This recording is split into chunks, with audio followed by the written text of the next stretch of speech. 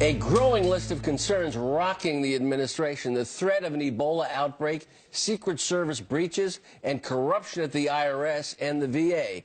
Just a few on that list. So how much can we really trust our federal government to do its job? Joining us now to discuss is the host of Fox News Sunday, Chris Wallace. Chris is going to solve the ills of the world this morning on Fox News Sunday. Right, Can the federal government, it seems like, Chris, the federal government makes more of a mess of things than it does helping things. So here's a trust in federal government right now, a new Fox News poll out there, to handle domestic problems. 8% of Americans believe that they can do a great deal to fix these problems, 32% a fair amount, 42% not very much at all. Those are not good numbers for the federal government, Chris.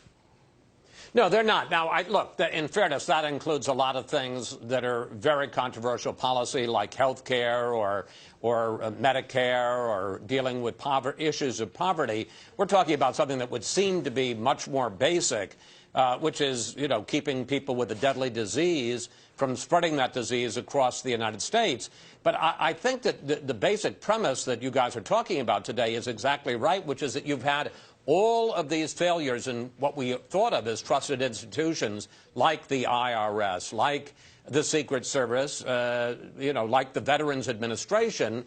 And when we see real breaches, sometimes in competence, sometimes in ethics in those institutions, it raises questions about, can we trust an agency like the Centers for Disease Control and our health establishment to set reasonable guidelines in terms of how we're handling the Ebola outbreak. Obviously, this is very frightening. It's an incurable disease that can kill people. And I think that it's not really a crisis in confidence, it's a crisis in competence. Right. And when that extends to something, a life and death issue like Ebola, it's very troublesome for people. Well, who's going to take on those issues today on your show? Because they are really obsessing a lot of folks in this country. Yeah, we're going to be talking with a few people on a variety of subjects. When it comes to Ebola, we're going to talk about a guy who really walked the walk, Dallas County Judge Clay Jenkins. Jenkins is the top person in charge of dealing with the issue in Dallas. Give you a sense of this guy. He personally went into the apartment where Thomas Jenkins had been staying, where there's 4 people who were quarantined and obviously ground zero for potential contaminated material.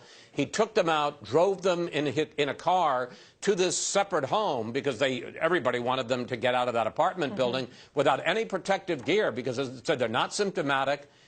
They are, at this particular point, at no danger of spreading the disease. We'll be talking to him about that. Clearly, he was making a statement to the people of Dallas. We'll also be talking to Dr. Anthony Fauci, one of the top people at the National Institutes of Health, a great doctor. We'll talk to him, and we'll ask him a lot of the questions people are asking. Should we ban flights from Africa? Should we have a visa ban? How long does the Ebola virus, if somebody, sweats and who's got the disease, touches a doorknob, how long will it stay on the doorknob? We'll be talking about all of that with him. Then when it gets to the Secret Service, we're going to be talking with a former Obama Secret Service agent, as well as Secretary, there you can see Dan Bongino, along with Senator Kelly Ayotte of the Senate Homeland Security Committee. And we'll talk to them about this broader crisis of confidence inside the administration. Chris Wallace, thank you. Must-see TV, Fox News Sunday. You don't want to miss it. Sounds like a great lineup. Bye, guys. Thanks, Chris. We'll have more Fox and Friends in 2 minutes.